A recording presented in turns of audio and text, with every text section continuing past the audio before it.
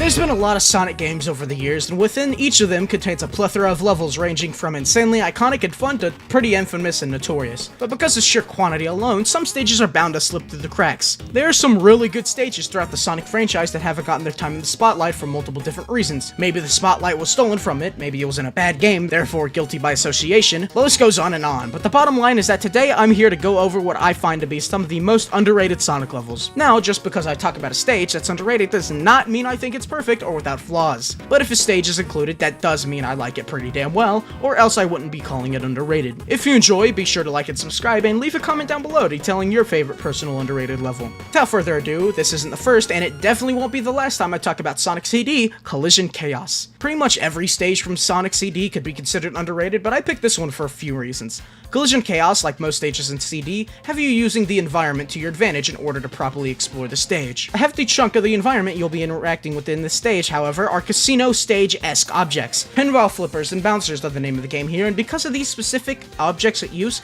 they appear more as obstacles to players than anything else. Flippers in Sonic 2 usually assisted you, yeah, but the bouncers were often always used as obstacles in Casino Night. I think that's what most people see them as here, obstacles. Therefore, they try to either avoid them completely or fight against them when coming in contact with them. This isn't the intention of these objects, though. They're usually here to aid you in traversing the stage in intricate and unique ways. Carefully bouncing from one bouncer to another successfully will often end in you being on the top path or in a better position. While some bouncers are placed as obstacles, 99% of the time there's still a way to use them to your advantage, and when they just are strictly hazards, they're usually very obvious to separate from the safer bouncers due to their layout. Collision Chaos, sorta like the rest of CD, is misunderstood and brute-forced, leading to a worse player experience for most people.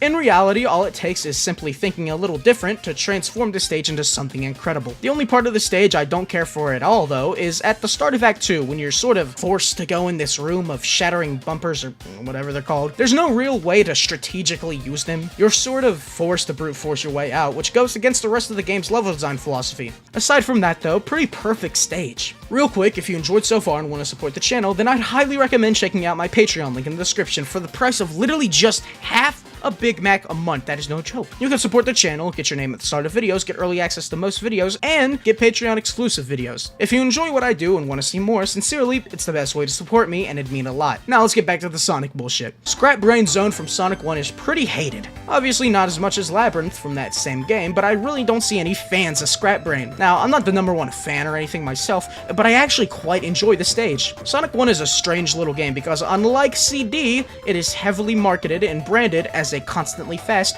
you don't really gotta explore type game. When in reality, that's just talking about Green Hill, and a large majority of the rest of the game is just a platformer. When looking through the stage and the game as a whole, in that lens, you can come to appreciate the stage a lot more. Scrap Brain is about careful, methodical platforming, and when you look at it like that, suddenly the stage becomes a lot more enjoyable. You can still get a pretty decent flow state going, where you replay the stage a bit and time your jumps well. I'm not talking blistering speeds, not even close, but it feels more like achieving flow state in a Mario game rather than a Sonic one, and for this stage, it works pretty well. Not the best stage, and some traps can be poorly choreographed, but once you learn the ropes, it's pretty good. Dragon Road from Sonic Unleashed. Wait, Dragon Road? Zach, everybody knows about Dragon Road. Are you kidding me? Oh my god, fucking so Dragon Road. Stupid. Fucking Everybody Sonic knows Unleashed. Sonic Unleashed. Everybody knows Dragon Road. Up. Wait.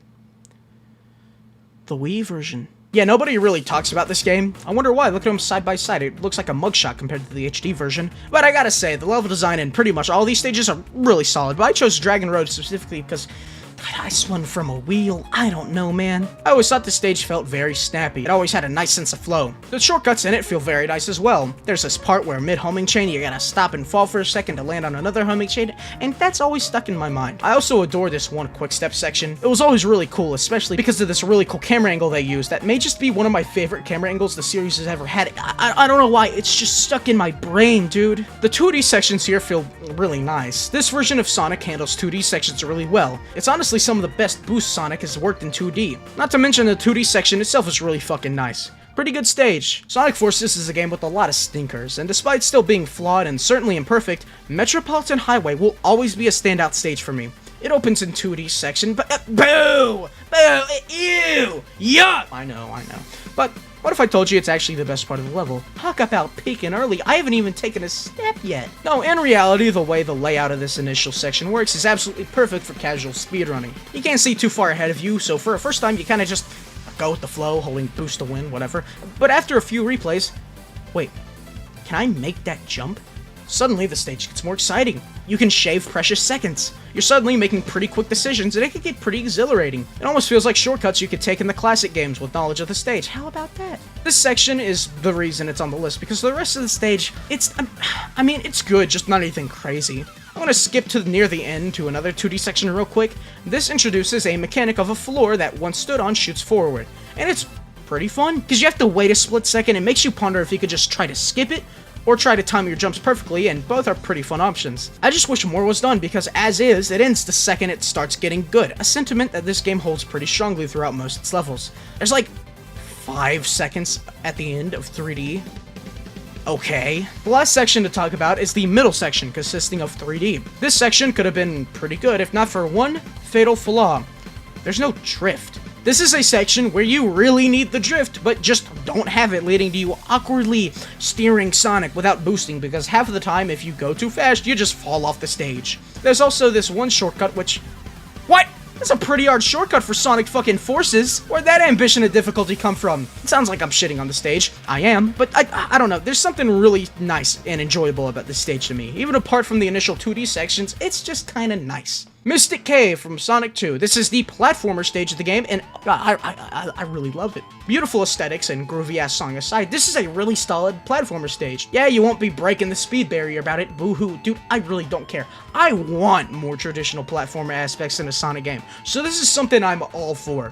The whole stage feels really nice. You'll be jumping for a majority of the runtime doing proper platforming, and while it's not really difficult, it is super fun. It's also one of the more exploratory stages in the game, with tons of top paths that reward you with ring boxes and whatnot. The whole stage is pretty damn fluid once you get the hang of it as well, leading to a really enjoyable flow state that feels sorta similar to the one you can achieve in Scrap Brain. Not that this stage is really similar whatsoever to Scrap Brain, just the flow state feels similar due to the more platformer nature of each stage. Red Mountain from Sonic Adventure 1 is probably my favorite stage from that entire game for a plethora of reasons. The stage as a whole is just a blast with constant action in the form of hazards, precise platforming, and more as this climactic yet uplifting song cheers you on in the background. The difficulty of the stage is perfect to me as well, with a good amount of hazards either in the form of flamethrowers, spikes, badniks, and what have you. Despite all these obstacles, not once are they ever frustrating as they're laid out in a way for you to relatively easily platform over them. The challenge comes when trying to maintain fast speeds while trying to carefully maneuver around them, leading to a stage that feels super rewarding to try to speedrun. There's also plenty of opportunities given to you for shortcuts in the stage, some pretty obvious and some less so.